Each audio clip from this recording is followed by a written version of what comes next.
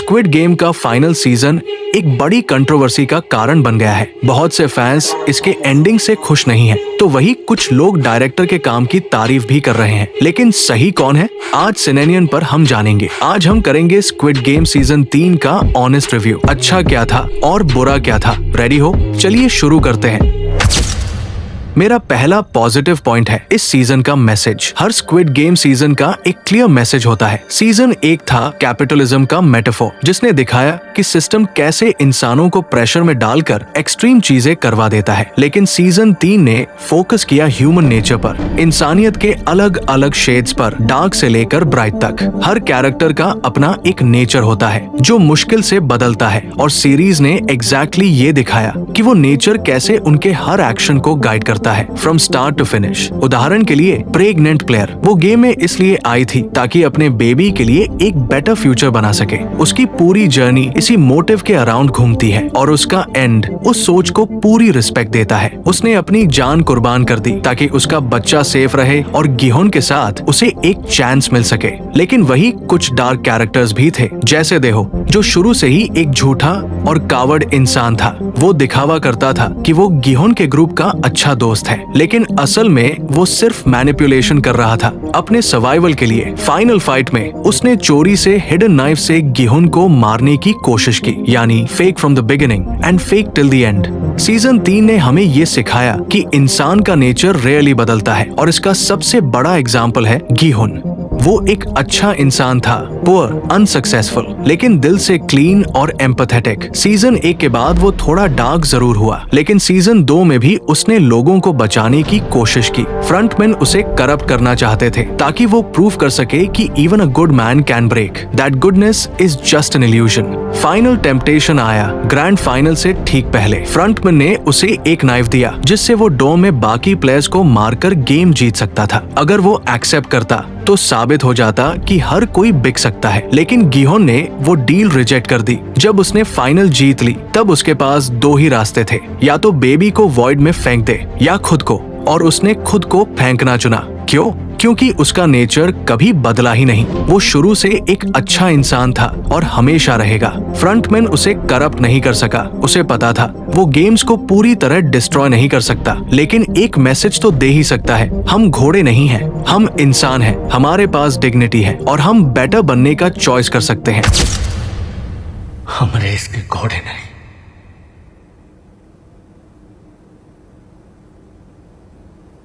इंसान है हम।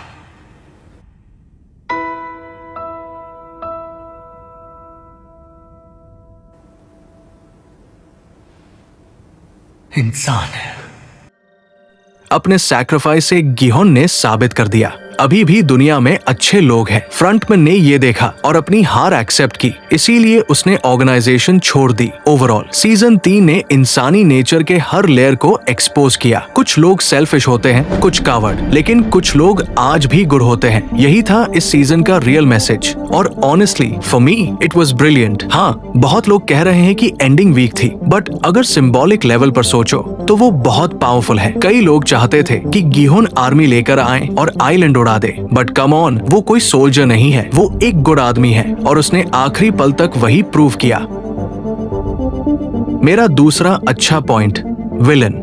यहाँ मैं जिक्र करना चाहता हूँ यूट्यूब प्लेयर MG Coin का। सीजन 3 का रियल विलन यही था, और बिलीव मी वो नेक्स्ट लेवल था। काफी टाइम हो गया ऐसा डिस्गस्टिंग कैरेक्टर देखने को। स्टार्ट से ही सेल्फिश, ग्रीडी, रूथलेस। उसने अपनी प्रेग्नेंट गर्लफ्रेंड तक को छोड़ दिया, बस पैसों के पीछे भागता रहा। कई लोगों ने सोचा शायद वो बदल जाएगा, लेकिन फाइनल तक पहुँचते पहुँचते उसने अपने अंदर की सच्चाई पूरी दुनिया को दिखा दी। वो मैनिपुलेटिव था, कैलकुलेटिव था, और जीत के लिए किसी भी हद तक जाने को रेडी था। कुछ लोग समझते रहे कि वो ये सब अपनी बेटी के लिए कर रहा है, लेकिन ट्रूथ क्या था, उसे अपनी बेटी की परवाह ही नहीं थी। वो तो उसे भी सैक्रिफाइस करने को रेडी था, बस खुद को बचाने और पैसा ले जाने के लिए। Dark, twisted and absolutely cruel में इस गेम में उसने एक प्लान बनाया था, किसी को एलिमिनेट करके अपनी गर्लफ्रेंड को बचाने का। लेकिन पैसों की लालच में वो कम्प्लीटली बदल गया। उसने कई इनोसेंट ब्लू प्लेयर्स को मार दिया सिर्फ प्राइज मनी बढ़ाने के लिए, और उसी लालच में उसने गलती से प्लेयर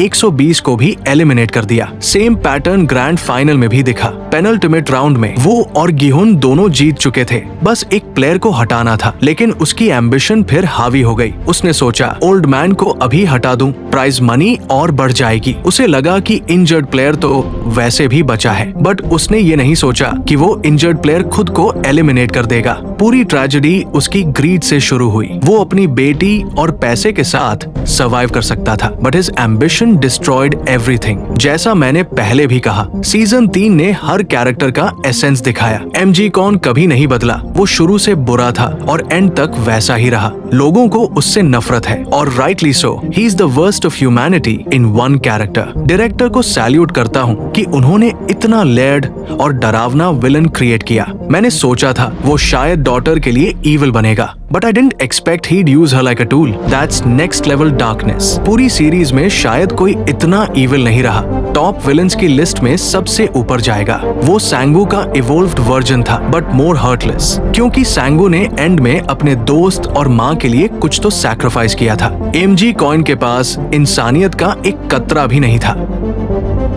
और अब मेरा नेगेटिव पॉइंट। बात करते हैं इस सीजन की एंडिंग की। सीधा कहूँ तो बहुत सारी स्टोरी लाइन्स अधूरी छोड़ दी गई। पुलिस अफसर की स्टोरी मेजर डिसअपॉइंटमेंट। 3 साल अपने भाई को ढूंढने के बाद सिर्फ 2 सेकंड का सीन, नॉट एक्सेप्टेबल। ना उसने किसी को अरेस्ट किया, ना अपने भाई का सच जाना, ना उसका कोई बिग मोमेंट था। गिहोन के साथ कोई सीन तक नहीं। बिगिनिंग ऑफ सीजन 2 में दोनों को साथ दिखाया गया था, लेकिन बाद में कुछ भी नहीं। उसे तो ये तक नहीं पता गिहोन जिंदा है या नहीं। Total waste of a character arc. Gihun और उसकी बेटी सबसे बड़ा लूज एंड। शुरुआत से ये ट्रैक इम्पोर्टेंट था, लेकिन एंड तक आते आते उसे ऑलमोस्ट इग्नोर कर दिया गया। एटलीस्ट एक लेटर, एक मैसेज, नथिंग। अगर फ्रंटमैन ना होता तो ऑडियंस को उसकी बेटी का ग्लिम्स तक नहीं मिलता। गिहुन और फ्रंटमैन का showdown dull and disappointing. Season 2 में फ्रंटमैन ने दोस्त बनकर गेम खेला था, जो बिट्रेल बाद में बहुत पेनफुल लगा। सीजन 3 में फेस रिवील हुआ, बट कोई इमोशनल पे ऑफ नहीं। गिहोन ने कोई सवाल नहीं किया, कोई क्लोजर नहीं मिला। इतना स्ट्रॉन्ग बिल्डअप और इतनी weak delivery. Squid game season 3 एक पावरफुल सीजन था। Great characters, memorable villains and a strong philosophical message. But as a series final, थोड़ा underwhelming. एक बेहतर क्लोजर की उम्मीद थी, जो नहीं मिला। As a season, excellent. As a series end, sometimes the right ending is the one that hurts the most. And that's exactly what made this series unforgettable. बस आज के लिए इतना ही। अगर आपको वीडियो पसंद आया तो एक लाइक जरूर ठोक देना, और हाँ, सब्सक्राइब करना मत भूलना ऐसे और भी नेक्स्ट लेवल वीडियोस के लिए। Thanks for watching. मेरा नाम है कपिल और आप देख रहे थे सिनेनियन।